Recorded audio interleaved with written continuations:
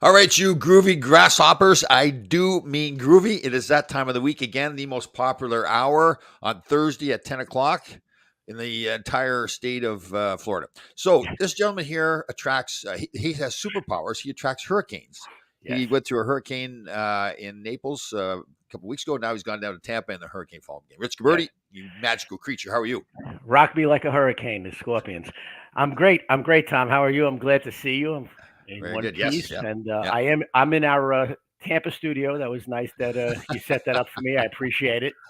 That's cool. That's classic. Good So everybody stuff. knows great Rich Caberti here, and I do mean great. He's done a lot of fantastic things coaching hockey and helping young kids, and has continued on. He and I now are kind of on the same path with this motivational speaking and mental health, and Yeah. so it's cool stuff. So everything good. Yes, I had a fantastic couple of days going back up to Marquette, Michigan. So I went to Northern Michigan University in 1976. Spent 4 years up there. Went back for a couple of summers after I turned pro, and then I hadn't been up there for God. I think it's like 1987 or something like that. It was the last time I was up there, so it was fantastic to get back there. A lot of That's fun. awesome. Now, Yeah. now, so you went there and you spoke in front of a bunch of Yep. students, right? Yep. Yeah. There's a alternative high school. Very interesting stuff. So kids that have been through a lot of stuff, obviously it's an alternative for them. They don't have to go to the school, but it's a different school, smaller classes and everything. So I spoke to that, and they were great. Then we went. We had dinner that night. So that was Monday. Actually got in there Sunday night. Had dinner with some of the NMU student athletes and some coaches. Then did the speaking engagement with the alternative school on Tuesday, Monday morning, and then went for dinner with them, and then spoke in front of NMU student athletes. So I had 500 kids. So it was a lot of fun.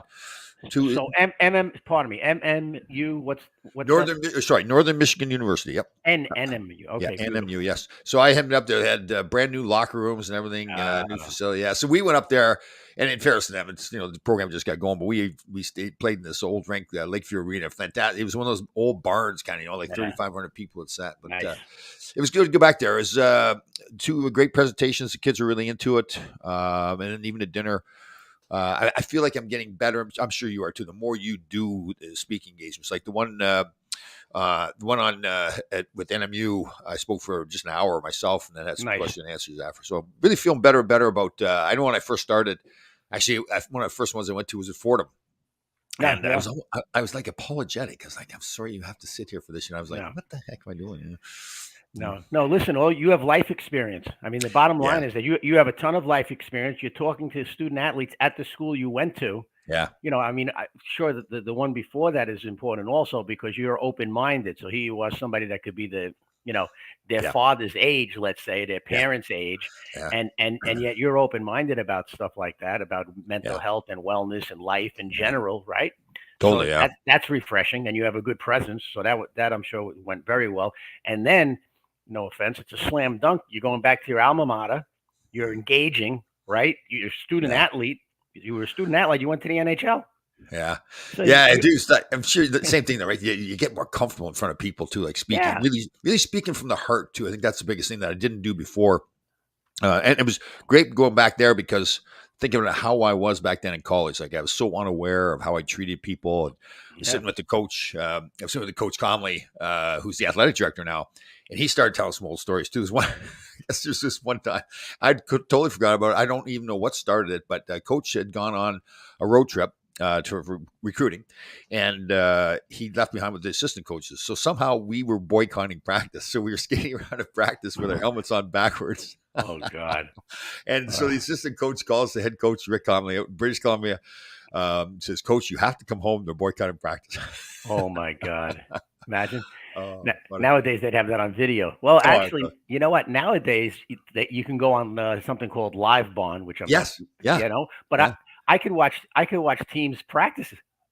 Yeah. That's you know what I'm saying? It's really interesting. I mean, think about it, even on the college level, if the team you're playing against has Live Bond, all you have to do is find out when they practice, and you could watch their practice. Yeah, very true. Very true. Yeah, I mean that's I know I would be doing that, but so that's good. And then what else happened? I heard you got invited to. You posted something, and then I heard somebody invite you. They want you to go and speak at Sacred Heart. Yes, that's right. I saw that. Yes, I responded to that. I said, "Yeah, absolutely. Good. Yeah, definitely. Yeah. Set it up. That's a slam dunk. Yeah, definitely. You don't have to fly anywhere." Yeah, I know. But it was good. Like Marquette is like, so when I went to Northern Michigan University, it's a mining town. So it's like kind of like the old bars and restaurants, like a beer and a shot kind of thing. And now it's a little tough. Yeah. Yeah. It's really kind of got a little almost bougie now. You know, it's one of those places. Oh, really? Where, yeah. It's still nice. Yeah. They have a hookah lounge, in other words. Hookah lounge, yes. They got all the they've got all the marijuana stores, and you know, God, this one place we went for dinner on the Monday night before the presentation with the NMU used to be called Andy's, and it was a peanut bar, like the peanut shells, and so like Thursday night was, we got a lot of trouble. Yeah, a lot of problems at Andy's. Sure. So I walked in there, like it's all changed now, so you never know, but yeah, that was very fun. Well, think about it. Back then, there were no peanut allergies. That's right, dude. Right? Think about that. So the peanuts, nobody had allergies. It's like when you go to Five Guys and they watch you with the peanuts that you don't take them out of the place. Well, you know? True. Yeah. So nobody had peanut allergies. They just didn't know. But it was really cool. Like, you know, I don't know. I think like both my junior coach Rick Hay, my college coach Coach Comley, and then even Herb Brooks as I turned pro, and my parents before that too, because the kids were asking, like, you know, how did you? Because I always had that dream of playing in the NHL, right? And like, totally like obsessed with it, like to the point where it was just, you know, crazy. And it really made me think back about, you know, how I got that dream. I think it was more than anything that my parents, my coaches, and even Herb Brooks never took the dream away from me. I think is the biggest thing. Yeah. They never said to me, "No, you can't do it, Tom. You're just not good enough." And I really tried to pass that on to particularly the hockey team, but all the students there. That, you know, everybody in there should dream of being in the NHL or dream of being in the NFL or NBA or in the Olympics, whatever sports you're in. Don't you think? I mean, that's one of the things. Like, say to kids, yeah, dream for it. It's a process that goes into it. And even if you don't get it, right, you still have gone through that process and you pass it on the rest of your life. I mean, that's important, though. You dream about everything, but then remember, you have to do the footwork. You have to do the work to do it. So you could dream on the couch that you're going to be in the NHL because you're playing it on your little video thing, whatever it is, EA Sports or whoever makes that now. Anyway, you know, and it's not going to happen. So dream, but then you got to put it into action. You have to figure out formulate a plan. You got to be lucky enough to be around people that are all, especially as you're growing up, that put you in that position to succeed. Right. You know, yeah, definitely. And sometimes you may have to go it alone too, right? It's like you realize that not everybody's going to get your dream. If you're really obsessed with your dream and you really want to be great, some people just aren't going to get it. They don't understand why. Right. And people make it. I mean, the one who wants you to succeed the most is yourself. Yeah. I mean, that's how you succeed. Yeah. But it's not bad to get some help along the way. In hockey or any sport, it's your coaches. Your coaches have to help you. You have to be with the right set of teammates. Yeah. I mean, if you went to a school where everybody was, you know, a complete, it was like an alcohol. If you went like to a school where it was like an Alcoholics Anonymous meeting, but who played, you know, that played hockey, that would have been very tough. Yeah. Right. It is like to separate yourself, to know enough at a young age that I need to get myself away from these people, right? That's the hard thing. Yeah. I mean, imagine if you're on a team with a bunch of bad eggs, you know, bunch of guys that are not dedicated, who are negative, who are criticizing the coach every second they can. You know what I'm saying? That is the thing too, right? Like hockey players seem to be like that. They'll all go for a beer together and they'll all decide that the coach doesn't know what he's doing. And even if you buy into it sometimes and you think, like I remember with the Rangers, we had a time where we weren't playing well, so we had a meeting. We said, "Well, the coaches are never in the locker room," so they changed the locker room around, so the coaches had to go through the locker room to get to their offices. Then we still played bad, and then we said, "Well, the coaches are in the locker room too much." It's the truth. Yeah. I mean, as a coach, I think the thing about it is a coach has to have the confidence and also the experience to realize that he knows what he's doing.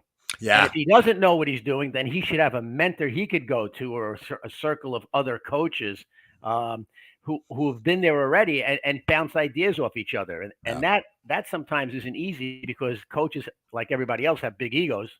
And you don't want to maybe talk to. You got to find the right people to talk to lower your guard and say, "Hey, I really don't know in this situation. What would you do?"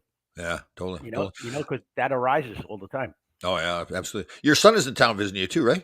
Well, I mean, yes, he is. Yeah, Lou came down. Lou was planning on coming down in October, and then the hurricane hit, so that got delayed. So I said, "Well, come schedule it in November.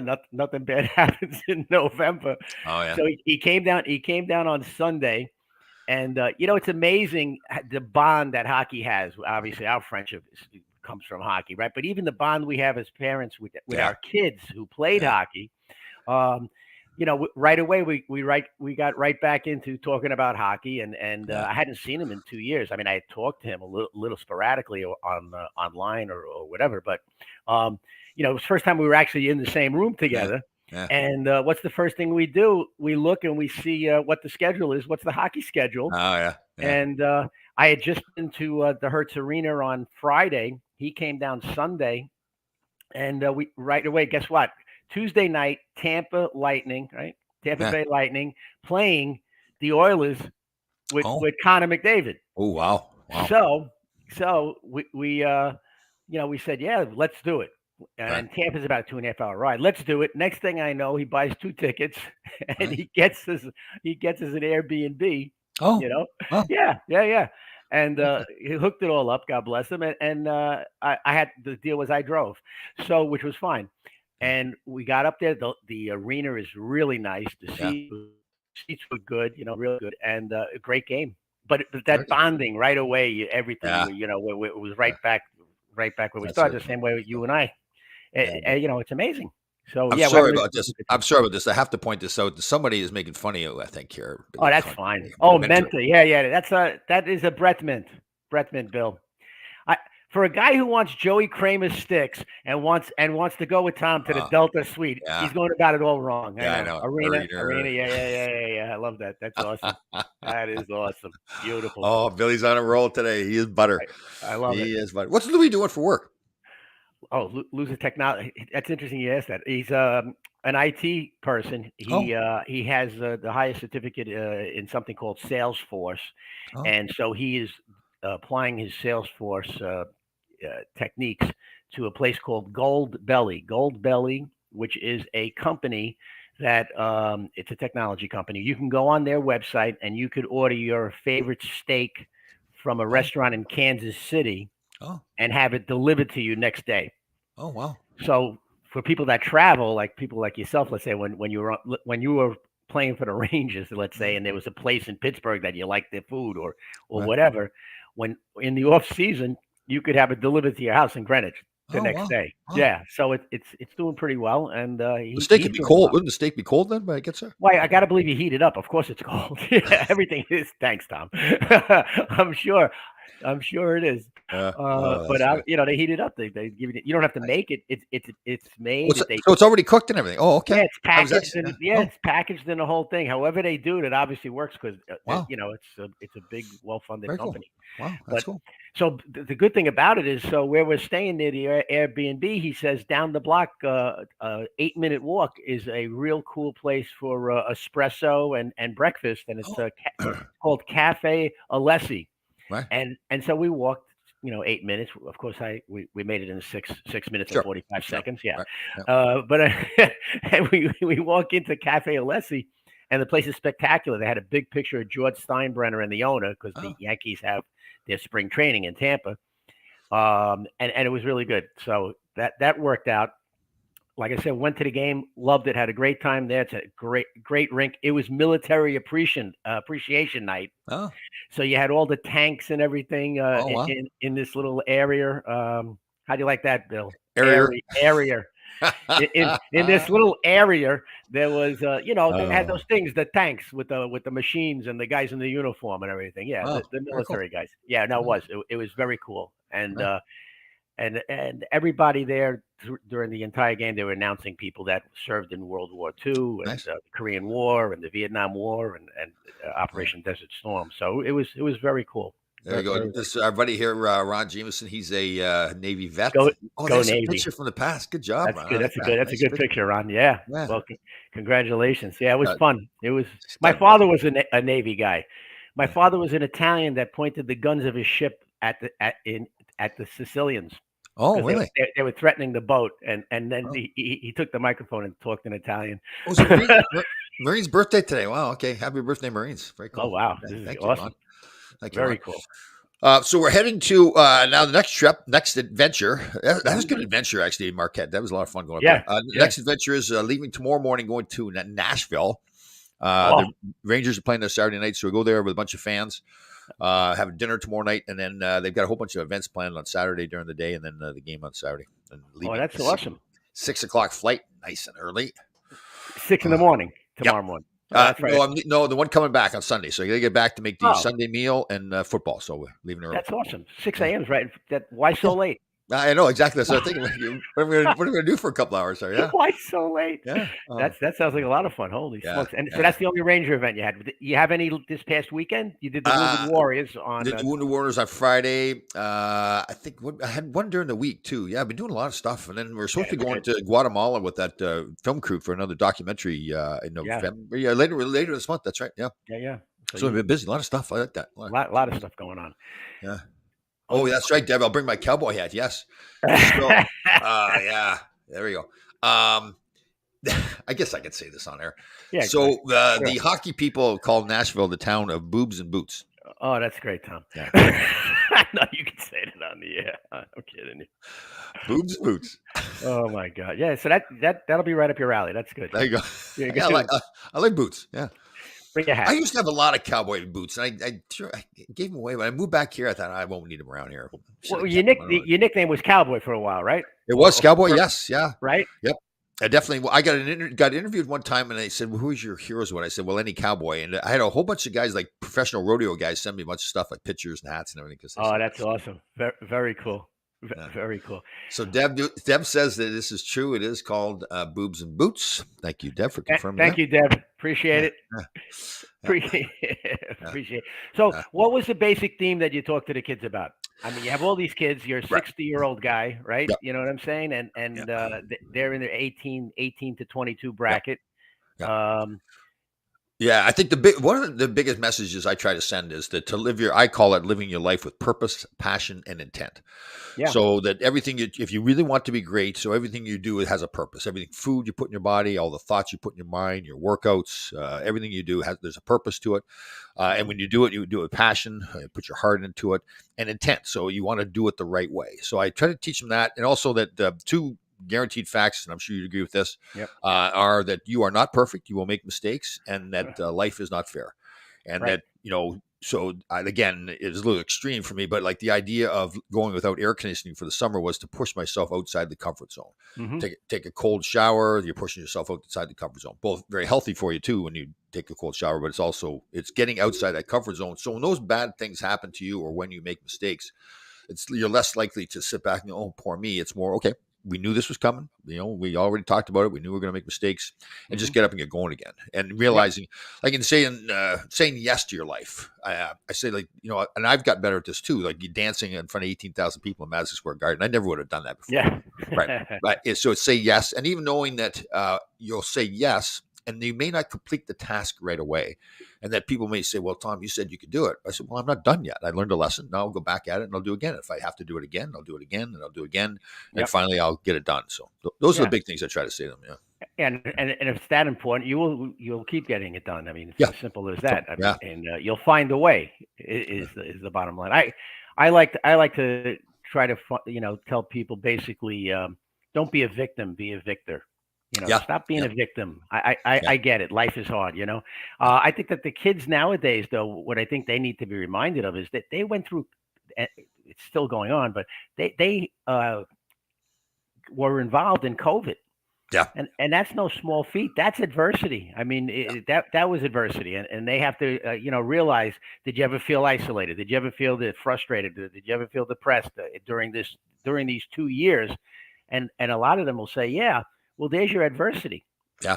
That happens. It's how you respond to it and how you pick yourself up and go. That's going to be the secret to your success in life. Yeah. So, absolutely. Mistakes are going to happen. Yeah. Adversity is going to occur. People are going to get sick. They're going to pass away. You're going to have arguments. You might, there's tons of things that they don't go as planned. Life is not really that. Nobody hands you a script and said, here's your life. Yeah. Here you go. Oh, totally. Yeah. And yeah, that fighting through things, and realizing that, like, and not just like you don't mean to be rude or mean about it, but not just fall because somebody says something, you just go ahead and do it. Like we use the example, I think we talked about once, but Hmm. is that Japanese proverb, I think it is, where it says, like, if you fall down 9 times, you got to get up 10. Yeah. Well, Well, okay. it's a small thing, but the reality is, Hmm. no, you don't have to get up 10 times. You need to get up Right. 9 times, right? So, like, thinking for yourself, like thinking Yeah. outside. Not, Yeah. if everybody else is doing what you think is right, then go ahead and do it. Don't do something just to be different. But think for yourself and have your own Hmm. dreams and everything, because it's so easy. Like we talked before, it's so easy, especially when you're not too experienced, to just follow along with everybody else. That may not be the right thing for you. If it is, then fine. But the kids were great, though. They really were. That age group. I'm sure when you've done it too, when you speak in front of them, very Yep. often you don't get a reaction from them. So it's a tougher presentation because you have to be really strong yourself and say, okay, Yep. I am saying something here that is profound or funny, whatever. Doesn't mean I'm going to get a reaction from them. From the older people, you tend to get a reaction, right, when you do Yeah. something. Yeah. Yeah. Yeah. Well, you just got to tell them this is going to be a fantastic speech. Yeah. Yeah. Get up there and laugh myself. I did find myself laughing at myself sometimes, they're stone faced looking at me like, Yeah. okay, Yeah. that's Yeah. not that Yeah. funny. Hey, you got to get them moving though. That's all. I mean, Yeah. the bottom line is when they introduce you, you go hold your applause, hold your applause till the Yeah. end. Yeah. Yeah. And Nothing's then going on. it's funny too because I'm thinking to myself, it's a Monday night at 7 o'clock, and I'm thinking, okay, what would I want to be doing on Monday night at 7 o'clock? Sitting there? No, I'd want to sit and have a beer someplace. Right? I didn't want to sit in there, Right. but they were good. There's, I felt comfortable about it. Some kids who said that they had to leave.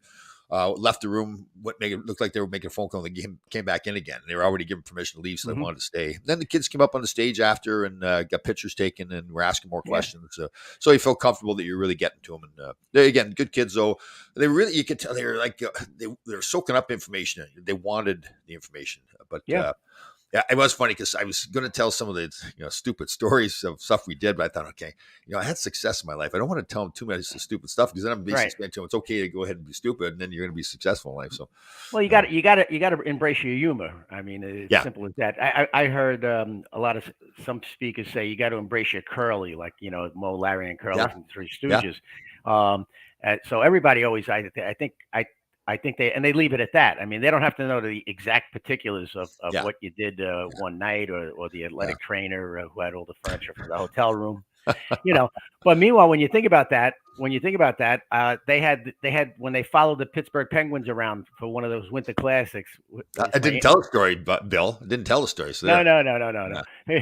But we didn't do that. But I will tell you this, Bill. When they followed the Pittsburgh Penguins around for that 24/7 for the Winter Classic deal, one of the things they did to the rookies is that they took all of the furniture out of their hotel room, oh, okay, and they set it up in the hallway. oh, did they? Yeah, and it was Oh, it was it was very funny. It was like that was their version of an initiation. that's funny, funny. So Goofing they up obviously around. got that. They were watching this show because they told the Yeah, story how that was done. So that's how yeah, yeah, popular the show is. yeah. Yeah, It's just a hockey tradition, huh? yeah. So Oh, yeah, it was good. I It was told you. good. I told you a story where they did that to Bob Bourne and I. We were at the Kings and did that to us. Did I tell you that story? Oh no, what they Oh did yeah, to classic. So by that point, I'm a veteran, so I'm practical jokes all the time.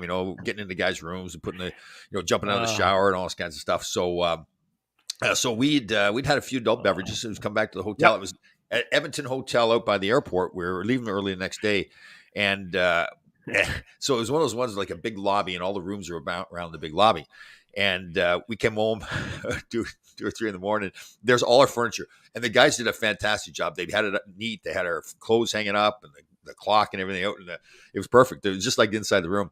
So we had enough to drink. We felt like I would just go lay down and go to bed. but security came along and said, "No, you can't do that." So they put on us. It was good. Though. I give the guys credit; they got us pretty good. It was excellent. That's real good. Well, it keeps everybody loose, right? I Yeah, mean, totally. Yeah, we did. Good. We didn't get a bunch of guys in LA. That was before Wayne got traded there, but still, we had a good team, real close bunch of guys. So, yeah, that's fun. You had Tonelli was on that team too. Tonelli, Bob Bourne. So 2 guys I played against with the Islanders around the team. And wasn't Duguay on that team for a bit? Or Yep, no? he got there. Yeah. Yep, Mike Allison, who I played with, was there as well. Yeah, sure. Yeah. Yep, yeah, a good group of guys. Yeah, Dukes was there. Yes, And that's a great city. LA is fantastic. I love New York, and I was like kind of whining at first because I that was home for me, become home. Right. But down there for the first Christmas Eve, we'd rented a home there with the ex-wife. We'd rented a home with a pool and a hot tub in the backyard. So on Christmas Eve, I'm sitting out in the hot tub having a cocktail. I'm thinking, geez, this isn't too bad. This isn't bad. Stop whining. Yeah, and no hurricanes. No hurricanes, no earthquakes. We had a couple of earthquakes. Yeah. Oh, did you really? Yeah, we were on the road actually, and had one in. My wife and my stepson at the time were there. It's a good way for here to meet all the neighbors because everybody ran out on the street and. Yeah, right. So said, "Oh my God, that's crazy stuff." Yeah. But no, LA was great. And then when Wayne got traded there, it became like the place to be in the National Hockey League. So I went from one great city, New York, to the next. At the time was we were like a rock band. Well, you've dealt with that. I understand. Yeah, Gretzky is like Steven Tyler. Oh, it's true. Yeah. Oh, by the way, what we should really do is we should work on you get Gretzky and I'll get Tyler, and that we'd probably get a couple of views for that show. Yeah, definitely. Yeah. 4 of us. Q&A, Gretzky and Steven Tyler. That'd be awesome. That'd be fun. What's Steven Tyler like? Is like personality, just sitting around with one of the guys. Funny guy. High energy. He's got a ton of energy. You could be sitting around with him, and suddenly he'll get up and like try to take the ceiling fan down. Oh, just wondering how to do it, stuff like that. Is that so right? Real high energy. The real interesting thing is when you go out with him in public, he's the most engaging person in the world. Nicest guy you want to meet. Right. And I mean, I would be with him, let's say 7 days a week, 24/7 for like 9 months. And really, he could be having a real terrible day, but when a fan comes, he is so incredibly engaging. So he's a real good guy. He's just a guy from Yonkers, New York. Right. Bill would have a field day with the way he speaks. But yeah, no, Steven's a good guy. That more than anything, he's good. And the funny thing about him, the joke that we have about him is he would appear at the opening of an envelope. That's good. I like that. Yeah, that's funny. Because he just loves that stuff. He was funny, just a funny guy. Restaurants, everything. You couldn't have a meal. You couldn't have a meal with him and peacefully. There was no way people would line up, and they would all say the same thing. We don't mean to bother you. Yeah, I know. Yeah. Right. I'm sorry. We don't mean to bother you, but could you sign this? Yeah, I did. Yeah. And you are bothering me. Yeah. Yeah. And I don't know if I don't know if I told this story, but we'll throw it out there anyway. So one tour, and like when you're out there on a 9-month tour where you never playing a home game, let's say, right. We were in Dallas. And we're sitting having breakfast, and people were it was a packed place, like convention. So now people are coming over to the table, right? And he was gracious the entire time. And then there was a lull in it. And he said to me, wow, he goes, there's a lot of people here, right? And I was just about to answer, and we hear somebody behind me says, don't you hate when that happens? And we turn around. And it was George Burns, the actor. Oh, really? Wow. Yeah. And George he was Burns. Sitting behind us the entire time. Wow. It was funny. Yeah. So like when you're with a celebrity and then you cite a celebrity, that's a cool thing. It's very, very, very funny to see them interact. George Burns. Wow, that's good. Yeah. He was like a hero of mine. Oh God, in those movies. That's right. That's right. Yeah. He was fun. He was fun towards the end there, smoking a cigar all the time. That's right. Yes. Just who I thought was a hilarious guy was Don Rickles. Yeah. Remember Don Rickles? Oh, yeah. Oh. He's amazing, Don Rickles. I mean, I watched some of his old stuff on YouTube now, and he just obviously he could do a lot of stuff back then that he couldn't do now. But, yeah. Oh, with Johnny Carson show. Yes. You watch Rickles and on the Carson show, and you watch Rickles on those roasts. Dean Martin celebrity roast. Yes. And he just cuts people up. Oh, fantastic! I mean, those roasts are good. The Dean Martin stuff. Yeah. I mean, everything went then, though. Everything. They made fun of Angie Dickinson. They broke chops on each other. Dean Martin, they said he was a drunk. I mean, Don Rickles just picked on everybody. Yeah, he did too. He was good at it. I don't know how that works nowadays, The guy Bill Burr, I think, is very funny, and I think Chappelle, I like. Yeah. He's hilarious. So this comedian is good, right? Because like for example, you doing a public speaking, stand up there for an hour, and speaking, getting everybody's attention. But to do a comedy skit like that, to have it nailed down, the facial expressions, and everything. So obviously, a lot of work goes into it. Yeah. Yeah. I mean, I have 2 friends, Anthony Rodeo and Goomba Johnny. John Cigliano. Yeah. Two friends of mine, and they're traveling like crazy. and they practice. I mean, they practice. They come up with bits. I mean, they see things, they think things, they write it down, then they memorize it, they tweak it, whatever. It's interesting. It really is. That's true. They were talking about the one Bill Burr where he talked about marriage is 50% of marriage is failing, and then he goes into the song skit about other things that okay, like would you get on a plane if you knew 50% of the planes are going to crash? Right? That's funny. It's good. Yeah, it's a real good point. Yeah, it's good. It's good stuff. Would you get married again? You've been married, divorced twice? Yeah. No, I don't think so. I don't think there's any need for it. Yeah, true. Right. Yeah. I don't think there's any need for it. You know what I'm saying? And it really. It's the same thing like our relationship. We didn't see each other for 20 years, right? No, it wasn't 20 years ago. We started coaching in 20 years. No, then we saw each other haven't seen each other for 10 years. Yeah. So here's my point. Maybe I go back to the it's just a little temporary pause. Yeah. Go back to the other wife. You never know. Why not? Sure. Yeah. Listen, surprise. So I call up. Listen, we were on October 20th. Okay, we did a podcast on October 20th, and you and I were kidding around about this, right? Yeah. So then I said to myself, you know what? Let me call her up and wish her a happy birthday. It was her birthday. Yeah. So I dialed the phone number, and I remembered it, and I go, hey, I just wanted to say happy birthday. She goes, oh my God. I said, you remember Tom Laidler? Oh, sure. Yeah. I said, yeah, we were doing a podcast, and I mentioned that it was your birthday, and he wishes you a happy birthday, and so now we're talking, about little things, this and that. Right. So at the end of the call, we said, however, when we say, okay, well, listen, take care, everything. I said, and by the way, I forgive you. And I hung the phone up. Oh, no. Oh, she must have been steaming. She called you back? No, but I mean, it might have probably confused her. But to get the last word in like that, too, like she can't even have a rebuttal there. Yeah, just sincerely, though. I just said, and by the way, I forgive you. Oh, but then you hung up on her so she doesn't get a chance. Well, we were saying goodbye. She said goodbye. I said, oh, by the way, I forgive you, like that. Oh, and no response. You haven't talked to her since? I don't think so. No. Tom, only in my dreams. No, God. Right. Yeah, so, I got to get your opinion on this then. So I'd this is a while ago. I saw a girl briefly, really nice girl, got along great, a lot of fun. But she would have her ex-husband. Her kids are grown, they're adults, and she'd have her ex-husband hanging around the house all the time still. And then she had this other older friend, like these guys in the 70s or 80s or whatever, and they'd sit around and talk about the size of his penis. So she's telling me all this stuff, and I'm thinking, okay, Tom, you've smartened up a little bit now. There's some red flags here. Address the red flags. So I thought to myself, okay, so let's just move on. That's just not working out. That's not my kind of stuff. Yeah. So I thought a couple of days went by. I thought, you know what? I'm going to be a man about this, and I'm going to call her up and explain the situation instead of just ghosting her.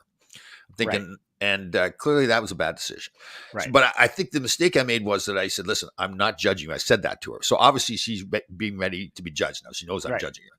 And I really was not trying to judge her. I said, listen, you can do what you want to do, but that's just not my cup of tea. I'm just not comfortable with that kind of stuff. So that's why. Well, mad. She was mad. Oh, but that's the way it goes. Yeah. I mean, that once again, but that comes with communication, right? Because as that's happening, it would be nice. I'm not saying that either one of us can do it right yet.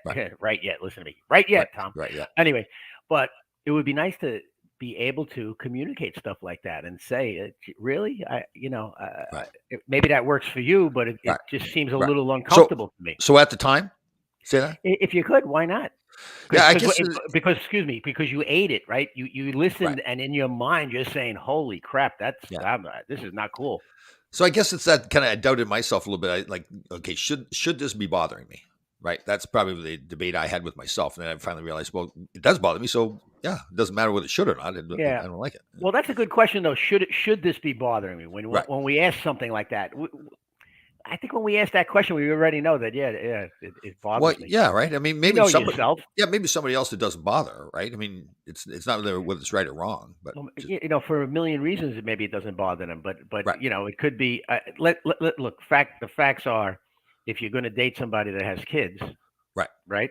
So now those kids are going to get involved somehow. You're going to see them. You're going to interact. Sure. And if the ex-husband is still alive, well, you're probably going to meet him too. So that could be inconvenient. But when the kids are grown, though, like my ex-wife, my son's mother, she's remarried, and now we've bumped into each other, but it's not like they're like we don't go to the same functions together, all that kind of stuff. They're adult they're adults now. That's the case with this woman. Her kids were adults, so I was like, right. but I'm with you. But if there's weddings or stuff like that, or and everybody's all together, that stuff is going to happen. But to just hang around the house, I was like, well, no. Listen. It's not my cup of tea either. I mean, real simple. I mean, I'm cordial with everybody, but I can see where that would be annoying. And the other thing is that there's what. Here we go, Alicia. Yes, you're back. All right. Wouldn't the question be, why is this bothering me? Don't you think? So why is this bothering me? Okay. So okay. So I should be saying to myself, why is this bothering me? Well, Tom, why is it bothering you? How's that? So, okay. So the ex-husband hanging around the house, the kids are grown. It's more like, for me, my exes are my exes, right? I mean, you moved on. Like, it kind of tells me, like, what are you guys doing? Like, why are you still hanging out together? Well, yeah. So does it make you feel like you're the interloper, like the intruder? Well, it makes me feel okay. That's it's a very good question. I'm trying to think of what I feel is. Yeah. It's uncomfortable. I think it's more, okay, is this marriage over or not? Like, you obviously got married with the idea you loved each other, and then now you're getting divorced because something had gone wrong, and now you're still hanging out together. To me, I just find it odd. Yeah. I don't. So you keep going. You know what I mean? You keep looking. The right one, the right thing, the right situation will present itself. Oh yeah, totally. Yeah. She was really a lot of fun too. No, I liked her. But I think I finally smartened up is the way I looked at it. And I think in the past with relationships, I put up with things like red flags that I thought maybe I can change things or I can fight through it, but it was bothering me. Yeah. Yeah, I mean, change. We can't change. We can't change anybody. We can only work on ourselves. Yeah, you know what I'm saying? I didn't know that though. I used to think that I'm Tom Laidlaw. I can fix everything. Right? Yeah. No, So Danny puts it like this: bothering me because it's junior high. Yeah, I guess that's kind of it. Like it is. It's kind of like grow up. Like, geez, move on. Yeah, we're too old for that stuff. It's it. Yeah. No, less drama. No drama. Exactly. I always feel like, it's going to be drama, right? So like, first of all, why are you hanging around? So now I come in the room. Now what's he thinking? Like, okay, he's now jealous that I'm with his wife or, yeah. Right. You just see who needs the aggravation. Right. It's just like, it's enough already. It's sitting around with another man talking about the size of his penis too. Like, it's kind of like, well, no, but the guy's like, and then the guy's 70 or 80 years old. Yeah. Maybe he's paying all the house bills. Could be, yeah. You know what I'm saying? So I need a hug, Ira. Not from you, but I need a hug. Not from you, though, Ira. Ira, wait. You know what? Ira could be our relationship counselor. He really could. I'm telling you, this guy. Right. He gets more pictures at an event. He was at some event. He must have 4 or 5 pictures. He posted them on Facebook of nice looking women and him. I know. Okay. I thought I was looking at like Steven Tyler. That's right. You know what? I've been undermining Ira all this time. You're right. We were looking up to him a little bit more and getting advice. Take it easy. I mean, come on, just take a look once in a while. You got to look at these your friends' Facebook pages because he's unbelievable. He's an idol. I know. Yes. He's a rock star. I hate to admit it, but I guess he is. You're right. Yeah. Yeah, I'm telling you. Yeah. So and like sitting around talking about the size of a guy's penis. And when I said that to her, I said, like, and you sitting around talking about a guy's penis too. Like, she says, yeah, I shouldn't have told you that. Well, it's not that you shouldn't have told me that. What are you doing? Like, that's an issue. She said to me at one point, she says, "Oh, I'm sorry." I said, "Well, you guys said you don't need to be sorry." I thought she was genuine. She's, "Oh no, I'm sorry that you're like that. That's just." Oh, she got you good, huh? Oh yeah, she's in me. I was trying to be calm and relaxed and everything too, and then I finally said, "Okay, that's it." Yeah, it's all stuff like you said before. It's junior high stuff. Yeah, it's like enough. So that's like teasing. Look, with the teasing bullshit. Oh, I know. I don't feel like teasing anybody. I'll goof around with you or something like that. But Yeah. But okay, so now here's the other part of the question is then, are you better off just ghosting them or do you give an explanation why you moved on? Well, I think a short explanation. It's like when I got rid of the marketing company. I said I just want to let you know that we've terminated our contract and no further communications will come from me. You know, so however you say it. So I should have said that to her. I said I've terminated our arrangement. Well, no, but you could have said, listen, it's nice knowing you. I'm going to do what's best for me, and that is, not see you anymore. Right. Just whatever. And then you think she just dropped it at that point, or she wanted an explanation? Obviously, she's an attractive woman. Like she says, She says to me, "This has never happened to me before in my life." Well, it's the first time for everything. No. Which I whatever.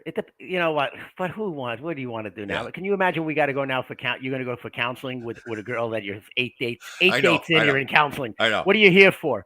Well, Yeah. this is our 9th time together talking to you. Right. We decided we need some counseling. I know. I mean, come on. We're really in love with each other. We got to go for counseling after 9 dates. Yeah.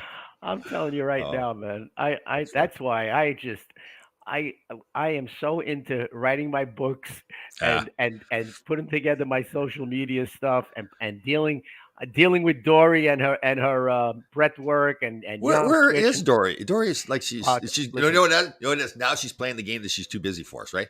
Well, she is, but you want something? The funny thing is she's pretty busy. So we got this Wellness Connects website, Wellness Connects with an S.com, right? That's up and running with the help of this woman Karen from Sarnia, Ontario. Right. Okay, comes from a hockey family, so she came, saved the day, put the website together. Fantastic. Dory has a big breath work event tomorrow, Tom. Oh, you're not going.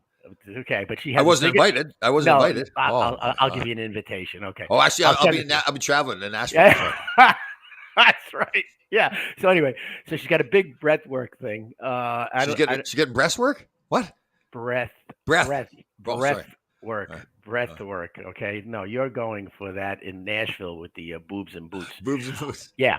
Anyway, so she's got that going on. Wellness Connects going on. Right. So she's too busy for us. Yeah, that's the story with that. She's busy. She really is. So God bless her. Here goes our therapist right here, Ira. Ira, I dated someone for 3 years, and we broke up twice. We stayed friends, did her taxes. Her boyfriend doesn't think we should be friends. She broke up with us. Okay. Wait. But are you still doing her taxes, Ira? Did you lose a client? Did you lose a client too? I bet you he was doing it for free too. He's a good guy, so he probably was doing it for free. Yeah, probably. All right. So there's another question. So how about the ex-boyfriend that stays friends? Like is Ira is correct in staying with his ex-girlfriend as a friend? Well, I got to tell you, my friends were very cynical growing up. They said if she was still talking to her ex-boyfriend, they were either still doing it or going to do it, or that wasn't going to work out. And that isn't the thing about this is my take on it. So women having male friends, right? Yeah. So if it's an attractive woman, I think the realization, I saw some celebrity, I can't remember who it was, but he was saying it just doesn't work. I mean, men are made to reproduce, right? I don't think the people feel it. So even if you've been friends for 10 years and nothing's happened, a man is going to, I just hate to say it, but if there's an opportunity there, the man's going to. Yeah, it might happen. It might happen. Yeah. So you're like the schnook. You're like the schnook boyfriend. The guy who's going to take it to dinner, do this, do that, go away on vacation, all this happy baloney. Meanwhile, this guy's just hanging around. Right. And there you go. Yes. Right. I talked to a girl one time, and she has a boyfriend or a male friend, and they'd go to the beach together. This guy had a girlfriend, but then he would complain to his friend, the woman I talked to, that his girlfriend's body was no good. So obviously, so there's nobody like yours, whatever her name might have been. Yeah, and her body was pretty odd. So so obviously he's one. Yeah. Yeah, I'll tell you something. The other thing that I've heard the excuse a number of times is, oh yeah, he's my friend, but he's gay. Yeah, oh yeah, totally, yes, yeah. Right. Meanwhile, you meet the guy, and it's like, okay, let's go have some beers. Yeah. You know what I'm saying? Like, or the woman will say, oh, he's my friend, but nothing's ever happened. Nothing's ever happened. Well, it hasn't happened yet. So, exactly. Exactly. So those are red flags, then, right? We eliminate the girls that have male friends. It's all right, like you have male coworkers and you just have male associates, but if you're going to dinner with them and you're going to their apartment and everything, it's ain't happening. Yeah, and she's on the phone texting and all of that stuff. Yeah. Well, you know what? With social media and everything nowadays, it's there's a lot of distractions. Yeah, there's a lot of distractions. Guys use their animal brains. Girls use their emotional brains. Thanks, Deb. Yes, that is true. Yeah. That is true. We are, we are different, men and women, right? Men and women. Right. And where are you at with tattoos with women? Do you like women to have tattoos? Does it bother you at all? It depends on the situation. It really does. stuff like that doesn't bother me. And my question is like, why so many? Yeah, like a nice one on what they it's terrible. They call it this tramp stamp or something on the lower back. Yeah. Whatever it is, like it's just yeah, it depends. It really does. How many? Where are they? Can you see it all the time? Yeah. And my parents passed because they would have a coronary probably. You know what I'm saying?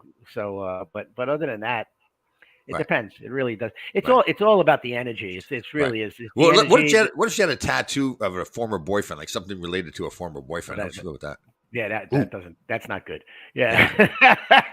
Boy, this show, we're really going sideways. That's funny. Yeah, no, I don't. Yeah, or a picture of him. Oh, I know. Oh God, yeah. Like Stallone has a picture of his wife's face on his shoulder, and they separated for a while over the fact that he got a dog.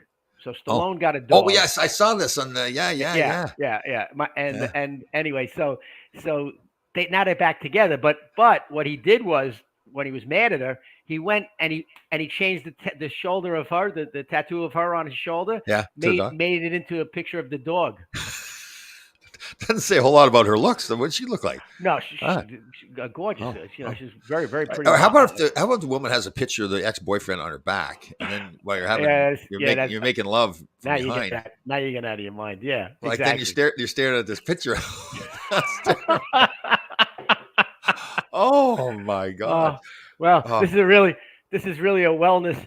This is really a wellness event where spirituality, we're really sticking to our tagline, right? Spirituality, fitness, and mental health. Yeah, mental health. I mean mental. I'm staring at that guy's face the whole time. Oh God, Tommy, you got to screw loose, buddy. My wife had a friend from work that I knew fancied her. It made me very uncomfortable, and I was glad he moved on. I'm with you totally. Men, like in the office place. I had a girlfriend too. The same thing. She had a guy working in the office, came in, and he was married, but he was that creepy guy, was always making comments and everything. It's like, God. Yeah. I got a story. As a kid now, this will give you a little insight into my life as like an 8 or 9 year old. So my father, we all went to a wedding. I don't remember whose wedding. I don't remember any of that stuff. Went to a wedding. Guy kept coming over asking my mother to dance with him. Oh, now, really? So everybody knew each other. Okay. Hold on a sec, though. Men are so Why do you say territorial? Maybe it's a respect issue. To me, it's a respect issue. It's like, it's not territorial. At least I agree with you so many times, but on this one, I just do not agree. Yeah. I don't consider it territorial. Territorial. No. It's a respect issue. That's my woman, my wife, my girlfriend, whatever it is. And it's just less confusion. I just think it's much less confusion. Let's say that you have somebody, a friend, or that you never met. Right. You never met. And all of a sudden now he wants to, talk to you on the phone and this and that. Who knows what he's saying? Things like that. Yeah. Okay, so go to the story. Yeah. Anyway, back to the story. I'm at the wedding. I'm a little kid. I'm excited. I'm getting roast beef. Oh. So the guy keeps coming back and forth, and he's asking two times, asking my mother to dance. Oh, really? So my father looks at him the second time and goes, "Hey, what's wrong with you?" He knew the guy. Right. What's wrong with you? So the guy says, "Oh, I'm sorry. I didn't know. I'm sorry." So now towards the end of the evening, the guy has a couple of drinks and he comes back again. Ooh, little habit. No. Oh. Hey, he goes, "Hey, Annie, why don't you come and dance?" So I see my father, pulls the guy's eye, pulls it down, and takes a fork and sticks it in his forehead at a wedding. Right? Oh. And he sticks it in the guy's forehead. The guy leaves with the fork in his forehead. Right? My mother goes, "Why did you do that?" Oh. My father looked at her and he goes, "Hey, give me your fork. I didn't finish my meal." Took my mother's fork. I went to a wedding with my second wife one time, and she knew all the people. It's like all her friends were getting married. So we sat down at the table. This guy's sitting right beside me, and I didn't know who he was or who he knew. So I introduced him to my wife. He says, "Oh, I know who she is. I think about her when I'm having sex with my wife." He says this to me. We just sat down. What does he look like, the guy? Is he total dweeb. Total dweeb, yeah. And so he says that good. God, I'm sorry. Good. So I was like, "What did you say?" And the other guys at the table all knew him, and they're all like, "Please don't listen to him. He just says stupid stuff all the time." And then I had to sit beside him too. I'm trying not to make a scene or anything like that. And my wife at the time was like, she thanked me after. I says, "Well, you're lucky," because I was going to stick a fork. I was going to stick a fork in his thigh or something like that. Yeah. isn't it funny when guys like I mean, not that we're the tough guys or anything like that, but like if a guy half your size and he's doing something really disrespectful, like out of the ordinary, like, well, what is the purpose of that? I know, and his wife's sitting right there and everything too, and I was like, okay, I didn't know all these people, so I was like, okay, this is the first 2 minutes that I met these people. I was like, I don't. And you were married, so married, and he says, like, I think about her all the time when I'm having sex with my wife. Wow, yeah, see, that's absurd, buddy. So that's God. Somebody's testing you there. That's the big guy. That's that was a test. Out of respect, my wife was very thankful at the time. She says, "I know how much you had to suck it up there, but I appreciate it." So, wow, that is unbelievable. Tom, I give you a lot of credit there. Oh, my father was called. His name was Rudy, but a lot of people used to call him the Rudester. Oh, really? Rude, yeah, because he would just let people know how he felt. That wouldn't stuck the fork right in the guy's forehead. That's classic. Yeah, it's a classic story. But that kind of, as a kid, that you tend to listen to your parent a lot more after you see something like that. Oh, Lorraine's got a good one here too. Here, Lorraine's. I had a guy tell me that he thinks of me when he has sex with his wife. That's just wonderful. Oh my God. Oh, imagine saying that to another woman that you think of. Oh my God, that's a hell of a that's a hell of a come on line, right? Yeah, that's like a hell of a I mean, but like that's super freaky though, right? Isn't that like you look at the listen, guys throw stuff out there. Oh, I know. Have you seen all this? I have a buddy of mine that goes on. Is it Fans Only or Only Fans? Have you seen all this stuff? Only Fans. No, because I'm not paying I mean, no. Yeah, it's like like women are making millions of dollars with pictures of their feet, for God's sakes. Yeah. There's some crazy stuff out there. Right. I just think that guys, if they really want to be interesting to women, should stay in shape. Yeah. Groom yourself. Stay in shape. Yes. Wear clean clothes. Be a gentleman. You know Be presentable. Be a gentleman. Yeah, exactly. You know what I'm saying? And at least and treat people nice. And I the other thing is, you want to take somebody to a restaurant. You want to see what kind of person they are. See how they treat the waitress or waiter or the bartender. Absolutely. You know I actually said that to the boys we had dinner with. We were nice to the waitress that came over, and I said, "You know what? That's a huge thing the way you guys are acting right now. Treating the waitress like that." Yep. Yeah. You got to. I mean, in my father's case, that he was so nice to them that he would try to get their phone numbers. He was a character. Oh, is that right? Yeah. Oh, he knew every way. But that's true. You know what? I was flying up to Marquette. We stopped in Chicago. We're getting on the flight to Marquette, and there's a woman that was loading up all like the snacks and water and like that. And I was sitting right at the front seat there, and she came in, young girl, had a big smile on her face. So I gave her knuckles. And she's kind of shocked that I gave her knuckles. She comes back. She was so happy that I was nice to her. She gave me a whole big tray of like snacks and everything to take for myself. And that stuff's happened, I'm sure the same way, but that stuff happens more and more. I realize as I am nicer to people and openly nice to them, like, making sure I say, hey, how you doing? Hello. Especially, like you said, people, I walked into a Stop and Shop one time. I was looking for some fresh bread. I was making bruschetta for my Sunday meal. And a nice woman was behind there, older woman. I said, how you doing there, ma'am? And she saw me trying to get bread. She says, hey, come back here. I'll get you the fresh stuff. Like she wanted me to take care of me. Yeah. So it was cool. Yeah. But they teach you that. There was a book, Swim with the Sharks Without Being Eaten Alive. It was by Harvey. He owned a envelope company in Minnesota. Anyway, it gave me all these hacks when I was first started in business. And one of the biggest hacks he gave me is when you check into a hotel, which I did a lot with Aerosmith, right?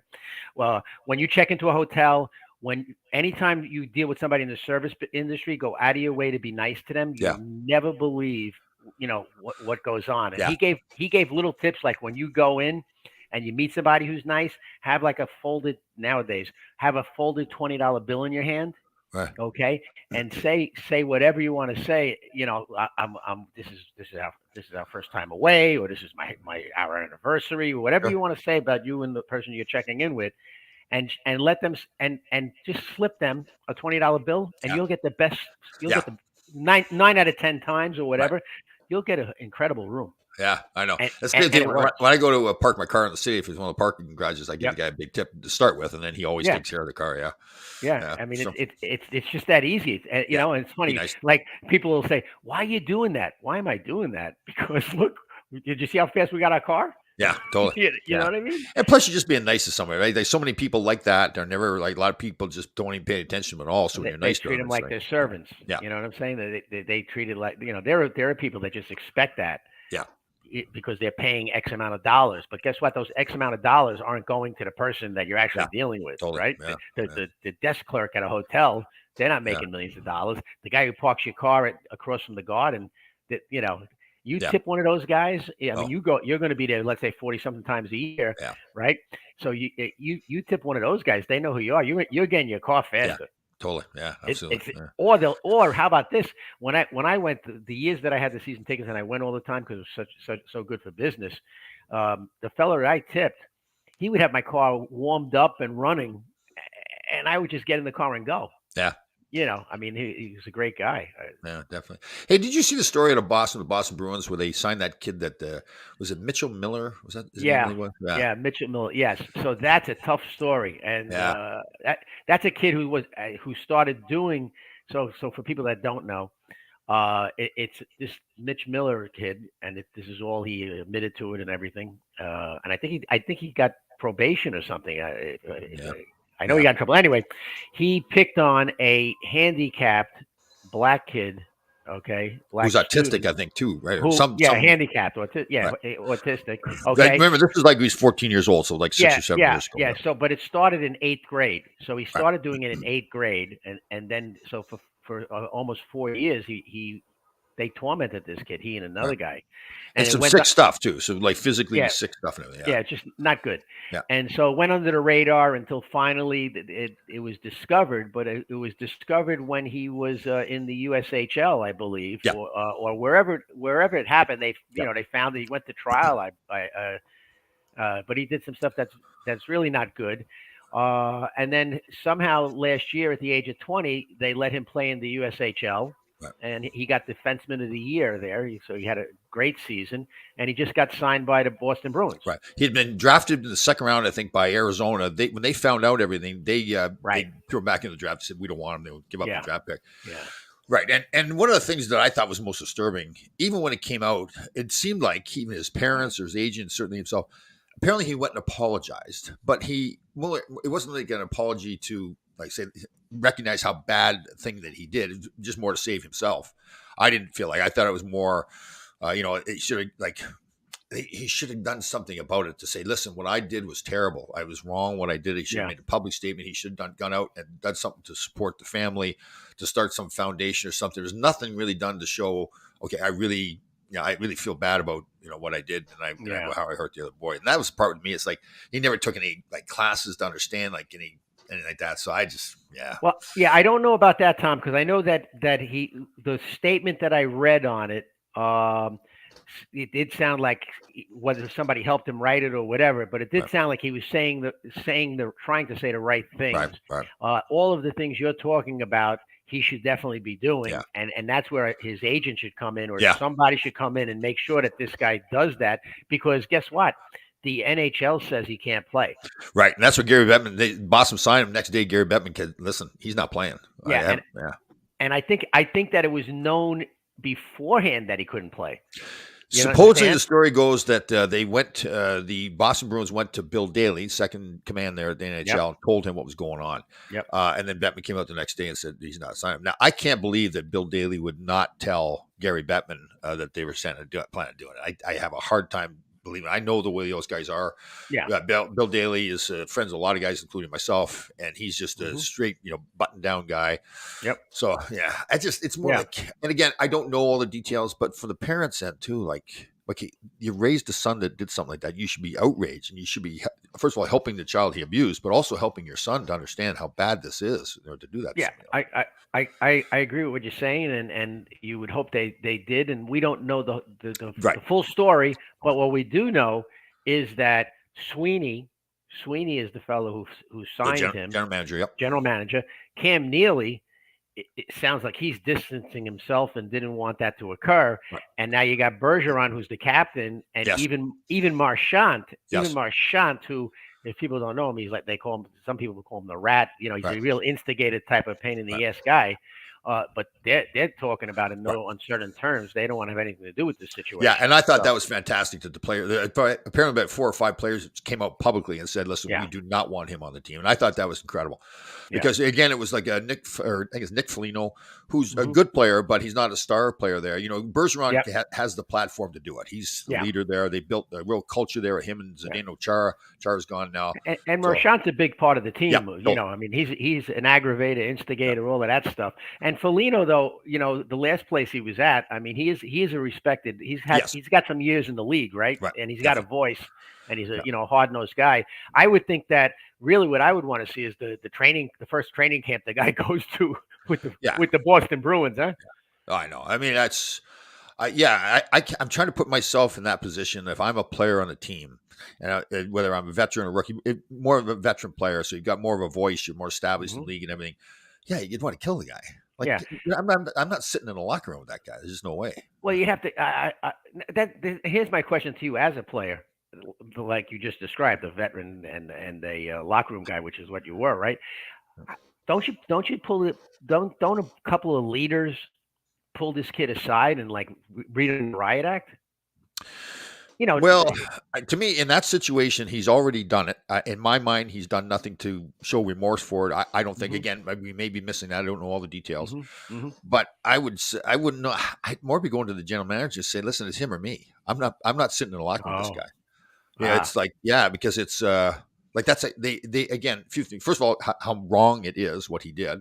Yeah. Secondly, we built a culture in this room about I watched Zdeno Chara get interviewed, and I loved it. He talked about rookie players and hazing and everything. We talked about that. Yeah. He said, "Nope, everybody gets treated the same. You're on this team, you're on the team. Doesn't matter first year or 10th year." So for a guy like Bergeron to build the reputation that he's built for himself to now sit and call that guy his teammate, just wouldn't happen. So I don't think it's going to happen. I just don't know why they brought that distraction in. They having a great season. They're off to a great start. Looks like a good season for them. And now you do that. Is that guy going to make that much of a difference? Yeah. On your team? Yeah. He's not, you know what I mean? He's certainly not going to put on the jersey this year. Yeah. Right. You know what I'm saying? So what do you need him for? I mean, that just doesn't make sense. I know. And that's surprising that that decision was made like that. Yeah. Again, Cam Neely's a pretty classy guy too. And it's so Sweeney. So I'm really surprised that they made that decision. So, maybe Sweeney's on his way out. Who knows? And who's the coach? Because who did we get in there? I can't remember. Oh, well, the coach that was in Dallas. I can't remember his name now. He left Dallas. He's had a drinking problem apparently. Oh, really? I guess he's got his Montgomery. Montgomery is the coach. Oh, Montgomery. Okay. Yeah. Huh. It's amazing how they recycle the coaches in the NHL. Yeah, that's why you and I have never gotten a chance. Well, that's the thing. They tried it. They brought in Hackstall into Philly. He's now in Seattle. Yeah. The new guys coming in really, I don't think they've had a whole lot of success, right? I guess a guy like Cooper down in Tampa has had success, but John's a good guy. Yeah, but John never played. He never played. He played lacrosse at Hofstra. Yeah. Right. So he and Pat Burns, I figured I could follow in both their footsteps. There you go. That's right. Jump into the show. That's right. But Cooper's got a great personality, just like yours. So yeah, definitely. Well, I'm going to start in China. I think I'm going to take that KHL position that I was in China. And nice, China. Yeah. Do you think that he'll wind up somewhere? To me, the only way that player now again, maybe Gary Bettman's going to make that call, and apparently from what he said the other day, he's not playing. Unless, to me, my feeling, like I said before, is that he's got to do something to show that he genuinely understands how bad it was what he did, and then make amends for it. It can't just be "I'm sorry" so you can get back in the National Hockey League. It's got to be like, again, do you go get some classes someplace, some therapy? To me, if he does all that, then he can play again. But I think you got to face. I think you got to face the kid himself. I mean, totally. in whatever way he legally can, because Yes. who knows? I mean. Yeah. That poor fellow there. That's horrendous. You're going to China. Yeah, I'm going to China. Yeah. Oh, Bill. Bill's been sitting there for about 40 minutes now because he couldn't think of anything too much. Yeah. You got me. China. Yeah, China. Because it's going to be beautiful. It's fantastic. Yeah. The biggest, best team in the world, and I'll be the coach, Bill. I'm going to invite you out there. You could come to whatever the suite is there, whatever airline, the China Air or something like that. Yeah, that's right. The China Air suite, Bill. You have an invitation. You and Joe Bergamini. That's right. Man, Chinese food there too. What if the Chinese food here is actually what the Chinese food is over there, right? Probably not, because the Italian food we eat here, it doesn't even exist in Italy when you go there. Spaghetti and meatballs doesn't happen. Oh, is that right? That. Oh, no. Well, same thing as Foster's beer. Foster's beer isn't drank in Australia either. It's supposed to be an Australian beer. Or even like Canadian bacon is ham in Canada. There's no Canadian bacon. Yeah, exactly. Yeah. Good stuff. Yeah. Wow. What else? There's something else. Okay, so I'm going to Nashville tomorrow. I'll be there for the game. Nashville. Everybody that listens to us, if you're in Nashville, please come up and say hello. What time are we meeting? We're going to meet at the barbecue place next door. I'll fly up with Louie. There you go. That's right. Yeah. Yes. Yeah. Yeah, we'll be out. So I guess we got a whole bunch of events on the day of the game too. So we only have time for the game. We'll just see it. Yeah. Okay. Hopefully you'll wave to me. Boobs and boots. Boobs and boots. I'll be busy. Boobs and boots. All right, everybody.